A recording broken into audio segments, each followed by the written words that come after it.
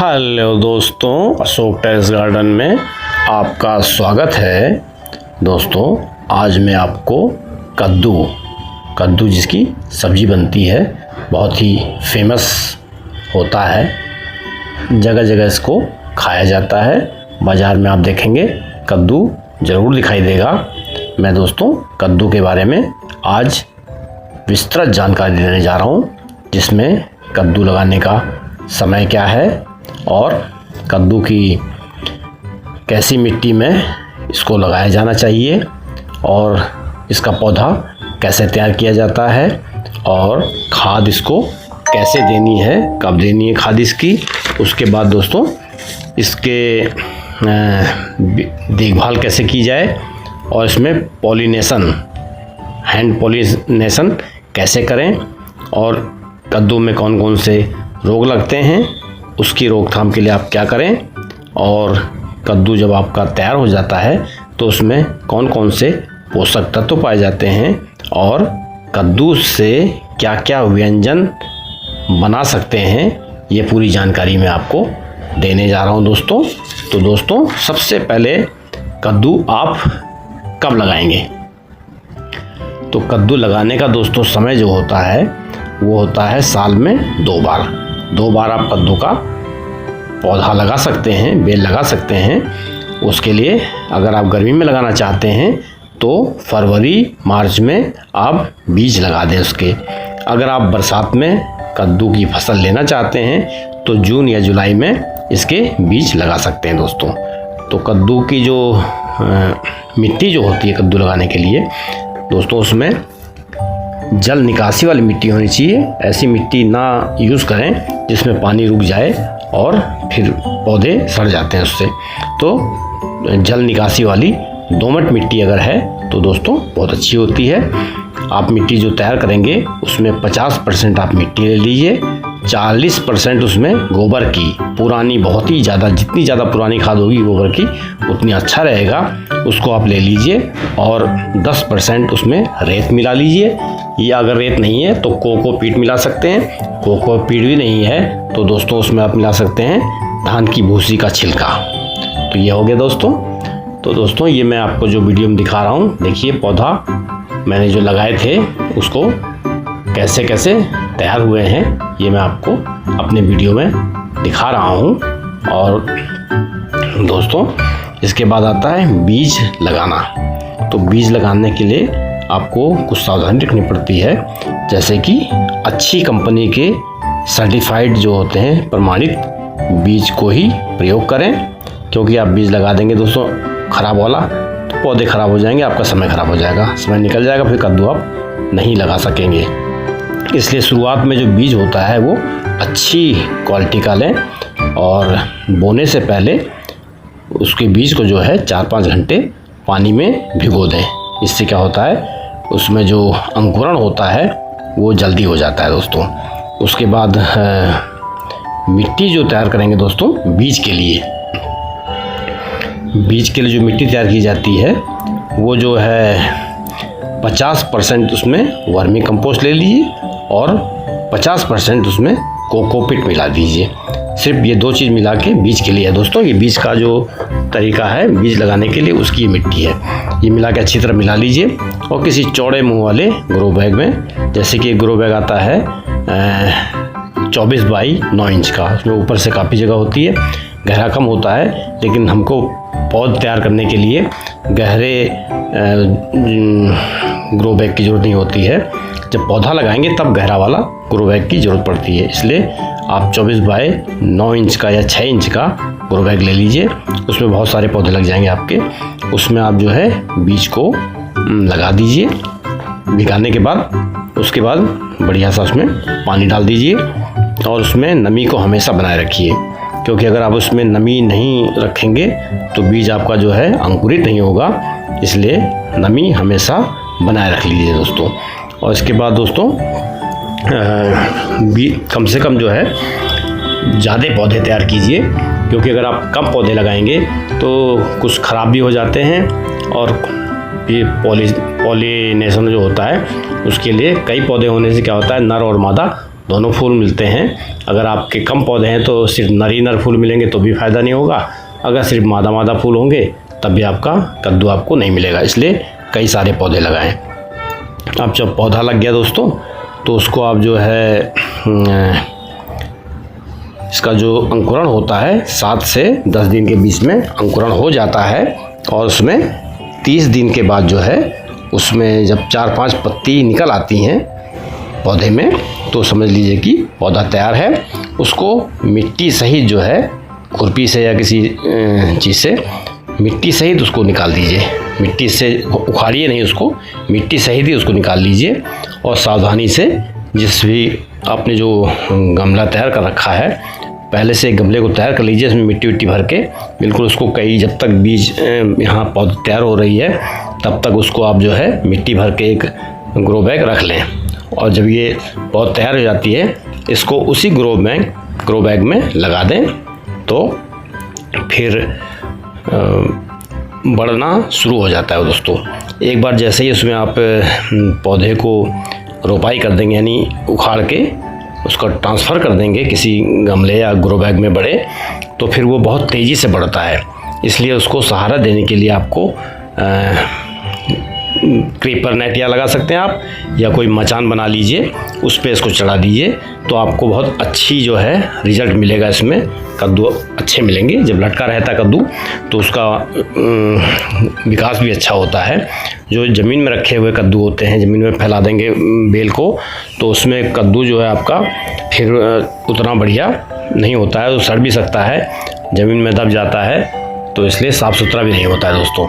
इसलिए दोस्तों ये देखिए स्क्रीन पे आप देख रहे हैं मेरी जो बेल है उसमें कद्दू देखिए कितना स्वस्थ और सुंदर कद्दू लगा है। देखिए दोस्तों तो ये ग्रो बैग में लगा है, जैसे खेतों में लगते हैं उसी तरह मैंने ग्रो बैग में एक छोटा लगा है एक बड़ा लगा है। एक तो काफ़ी बड़ा हो गया है, दूसरा भी बढ़ रहा है। अगर कद्दू दोस्तों थोड़ा सा बड़ा हो जाता है तो आप समझ लीजिए कि फिर बढ़ जाता है। अगर कद्दू को ख़राब होना होता है तो बहुत छोटे ही में ही वो ख़राब हो जाता है, सूखने लगता है। इसलिए आप जो है अगर कद्दू थोड़ा सा बड़ा हो गया है तो समझ लीजिए कि फिर कद्दू आपका बढ़ जाएगा, वो हो जाएगा। तो मेरे देखिए दोस्तों एक तो कद्दू बहुत बड़ा हो चुका है और दूसरा वाला जो है वो ये वाला देखिए बड़ा हो गया ये वाला, और दूसरा जो कद्दू है वो मेरा अभी बढ़ रहा है लेकिन वो भी थोड़ा सा बड़ा हो गया है। इसलिए जो है वो भी होगा। तो इससे कई सारे कद्दू मेरे उसमें लगे हैं तो मैं बहुत अच्छी देखभाल करता हूँ, इसलिए कद्दू इसमें लगते हैं दोस्तों। तो दोस्तों जब कद्दू आपने लगा लिया उसको क्रीपर नेट या मचान दे दी तो अपना चढ़ता रहेगा बढ़ता रहेगा। उसके जो है पहले तो आपने जो मिट्टी तैयार की थी उसमें खाद तो डाला ही था थोड़ा बहुत। फिर कद्दू जो होता है दोस्तों बड़े बड़े फल लगते हैं इसमें, तो इसको मतलब बहुत ज़्यादा पोषण की ज़रूरत होती है, यानी कि हैवी फीडर होता है। इसको खाद जो है बहुत ज़्यादा देनी पड़ती है तभी इतने बड़े बड़े फल आपको मिलते हैं। क्योंकि अगर आप इसमें खाद की कमी कर देंगे तो फिर फल आपके कम लगेंगे या अच्छे नहीं लगेंगे, स्वस्थ नहीं होंगे। इसलिए आपको खाद का बहुत ध्यान रखना पड़ेगा। तो 15 दिन जब हो जाता है, काफ़ी बेल बड़ी हो जाती है, तो उसमें आप क्या करें, खाद डाल दें, गोबर की पुरानी खाद। अभी कद्दू आपका दोस्तों बढ़ रहा है तो आपको इसमें गोबर की पुरानी खाद डाल दें जिसमें कि नाइट्रोजन ज़्यादा मात्रा में होता है, और उसको 15-15 दिन में डालते रहें प्रॉपर, और पानी की नमी बनाए रखें तो आपका पौधा ख़राब नहीं होगा। और इसके बाद जब आपने बीज लगाया था दोस्तों तो उसके 60 दिन में, या जो है जब आपने रोपाई की थी तो उसके 30 दिन बाद इसमें फूल लगना शुरू हो जाते हैं। फूल और फल दोस्तों इसमें एक ही होते हैं, क्योंकि एक नर होता है वो फूल होता है, जो मादा फूल होता है उसी के नीचे कद्दू लगा होता है तो उसको फल बोलते हैं। तो ये दोनों साथ ही साथ प्रक्रिया शुरू हो जाती है फल और फूल की। तो उस समय दोस्तों आपको गोबर की खाद तो आप देते ही रहेंगे, कम मात्रा में कर दीजिए इसको। पहले तो ज़्यादा मात्रा में देंगे क्योंकि सिर्फ गोबर की खाद दे रहे हैं आप, इसलिए ज़्यादा मात्रा में देंगे उसको ताकि पौधे का विकास हो जाए। उसके बाद जो है फिर जब फूल या फल लगने लगता है तब उसमें फास्फोरस और पोटास युक्त खाद आप देना शुरू कर दीजिए, गोबर की खाद के साथ ही। गोबर की खाद देना मत छोड़िए दोस्तों, वो भी ज़रूरी है। लेकिन उसकी मात्रा कम कर दीजिए। फिर पोटास और फास्फोरस वाली खाद देना शुरू करिए। उसके लिए आप क्या करते हैं, घर में ही थोड़ा सा अगर आप दिमाग लगाएंगे तो आप खाद तैयार कर सकते हैं। जैसे कि केले आप खाते हैं तो केले के छिलकों को आप छोटे छोटे टुकड़े करके पानी में भिगो दीजिए। 3-4 दिन भिगोने के बाद उसको छान लीजिए। उसका जो पानी निकलता है उसमें 3 गुना पानी मिला के उसको डाल दीजिए। ये बहुत अच्छी पोटेशियम और फास्फोरस मिलता है। और उसके बाद दोस्तों, केले के जो छिलके होते हैं उसको सुखा भी सकते हैं आप। सुखा लीजिए बिल्कुल, जब कड़कड़े हो जाते हैं उसको मिक्सी में पीस डालिए तो पाउडर बन जाता है, उसको भी आप डाल सकते हैं। उसके बाद किचन कंपोस्ट जो तैयार किया जाता है घर की सब्जियों से, वो भी डाल सकते हैं। और वर्मी कंपोस्ट डाल सकते हैं। ये सब जो है घरेलू खाद्य होते हैं दोस्तों, इसमें पैसे खर्च नहीं होते हैं, थोड़ी मेहनत लगती है और आपका ऑर्गेनिक सब्जी घर में तैयार होती है। ऑर्गेनिक कद्दू मिलेगा आपको। उसके बाद दोस्तों, ये जो पौधा होता है जिस समय थोड़ा बड़ा हो जाता है तो 2-3 फीट का, तो उसमें जो उसकी टिप होती है जहाँ पौधे का शुरुआत होती है उसको आप तोड़ दीजिए दोस्तों। इससे क्या होता है दोस्तों, उसको टिप तोड़ देने से नीचे से नई नई शाखाएं निकलती हैं। आपका पौधा घना होता है और जितना घना पौधा होगा उसमें आपको उतनी ही जो है फल ज़्यादा मिलेंगे दोस्तों। तो आप उसकी टिप को जो है दोस्तों काट दीजिए, ये भी ज़रूरी होता है इसके लिए। इसके बाद दोस्तों, इसकी देखभाल जो करनी है उसमें आप ख़ास तौर से ये ध्यान रखिए कि 15 दिन में इसमें खाद डाल दें। हर 15 दिन में अगर ध्यान से खाद डालते रहेंगे तो कभी भी आपका पौधा ख़राब नहीं होगा। बिल्कुल खाद और टाइम से मिल रही तो आपका पौधा हेल्दी रहेगा और अच्छी फल उसमें आएंगे। उसके बाद नमी का ध्यान जरूर रखें और समय समय पर उसमें जब आप खाद देते हैं तो उसकी गुड़ाई करते रहें। इससे क्या होता है कि पौधे को ऑक्सीजन मिलती रहती है और पौधा अच्छी तरह से विकास करता है। अब पॉलिनेशन की बात आती है दोस्तों। वैसे तो पॉलिनेशन क्या होता है दोस्तों, जो कीट पतंगे होते हैं, भंवरे होते हैं, ये सब मधुमक्खियाँ होती हैं, ये क्या करती हैं, पॉलिनेशन कर देती हैं। उड़ उड़ के जो है, जैसे कि नर में बैठेंगी, उसका जो परागकण होता है उसको लेती हैं और उसके बाद उसमें जाके बैठ जाएंगे मादा वाले में, वो वहाँ चिपक जाते हैं। तो इससे क्या होता है कि पॉलिनेशन हो जाता है। लेकिन फिर भी दोस्तों आप क्या करें, सुबह के टाइम में आप जब जाएंगे, सुबह से लेकर 9 बजे तक फूल इसके खिले रहते हैं कद्दू के, उसके बाद ये बंद हो जाते हैं तो फिर बेकार हो जाता है। तो आप सुबह 9 बजे के अंदर ही पहुंच जाइए और उसमें से जो नर फूल होता है उसको तोड़ लीजिए, उसको सब पंखुड़ियाँ हटा दीजिए। तो बीच में आपको उसका परागकण दिखाई देंगे, उसको जो है आप मादा जो जिसमें कि कद्दू लगा है उस फूल के अंदर के बीच के हिस्से में रगड़ दीजिए उसको। तो इससे क्या होता है दोस्तों, इसको हैंड पॉलिनेशन बोलते हैं। उसमें हाथ से पॉलिनेशन हो जाता है और फिर तो आपका कद्दू 100% है कि होना ही होना है दोस्तों। तो हैंड पॉलिनेशन भी करते रहिए। और इसके बाद आता है दोस्तों फल तैयार होने का समय।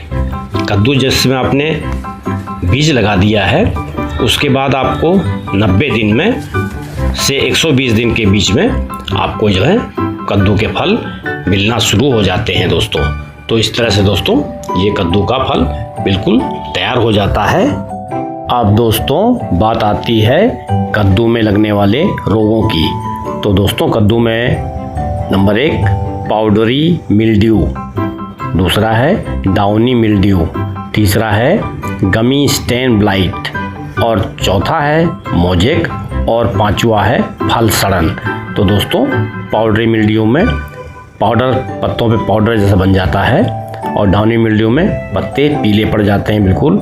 और गमी स्टेन ब्लाइट जो होता है इसमें जो होता है वो तनों से चिपचिपा भूरा पदार्थ जो है निकलने लगता है और तने फट जाते हैं। और मोजेक जो होता है उसमें पत्तियां सब मुड़ जाती हैं, टेढ़ी मेढ़ी हो जाती हैं। तो उसको फल सड़न एक होता है। फल सड़न में फल नीचे से सड़ने लगता है दोस्तों।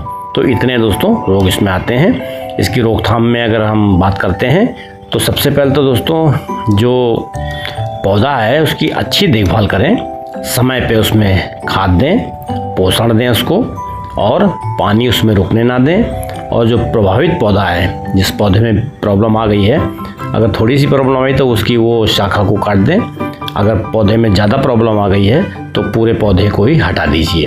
दूसरा जो है, जो आसपास गमलों में या खेत में खरपतवार जो लग जाते हैं, उससे भी ये काफ़ी बीमारियां उत्पन्न होती हैं, तो खरपतवार को हटाते रहें। उसके बाद आता है नीम का तेल जो होता है, इसको आप समय समय पर स्प्रे करते रहें। चाहे पौधा आपका प्रॉब्लम हो चाहे ना हो, आप शुरुआत से स्प्रे में करते रहेंगे तो रोग आप में आएगा ही नहीं। और जो बीज आप लगाते हैं वो बिल्कुल सर्टिफाइड वाला लगाएं, स्वस्थ बीज लगाएं। अच्छा बीज लगाएंगे तो भी बीमारियां नहीं आएंगी। तो इस तरह से अगर आप देखभाल करेंगे ठीक तरह से तो उसमें बीमारी होंगी नहीं दोस्तों। तो ये तो है बीमारी के संबंध में। अब आती है जब आपका कद्दू लग जाता है तो उसमें आ जाता है कि पोषक तत्व भी उसमें हैं। तो हमें पता होना चाहिए कि हम खा रहे हैं कद्दू तो उसमें पोषक तत्व क्या क्या होंगे। तो नंबर 1 तो दोस्तों इसमें विटामिन ए पाया जाता है, जिसको बीटा कैरोटीन बोलते हैं। ये जो है आँखों की रोशनी के लिए बहुत ही फ़ायदेमंद होती है, तो विटामिन ए इसमें मिलती है।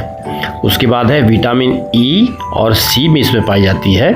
ये एंटीऑक्सीडेंट होती है के रूप में कार्य करती है, जो कि आपका सूजन है उसको कम करती है, त्वचा को स्वस्थ रखती है और इससे रोग प्रतिरोधक क्षमता जो है बढ़ती है आपकी, यानी रोग से जो लड़ने की क्षमता होती है वो भी बढ़ती है।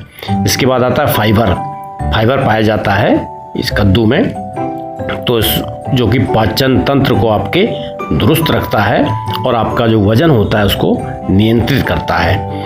इसके बाद पोटेशियम पाया जाता है। इससे क्या होता है, आपका जो रक्तचाप है यानी ब्लड प्रेशर जो होता है वो इससे कंट्रोल होता है। इसमें खनिज पाए जाते हैं। खनिज में आयरन पाया जाता है, कैल्शियम, जिंक, फास्फोरस, ये सब पाए जाते हैं। ये सब हड्डी और आदमी के जो पूरा ही स्वास्थ्य होता है आदमी का, उसके लिए आवश्यक होते हैं।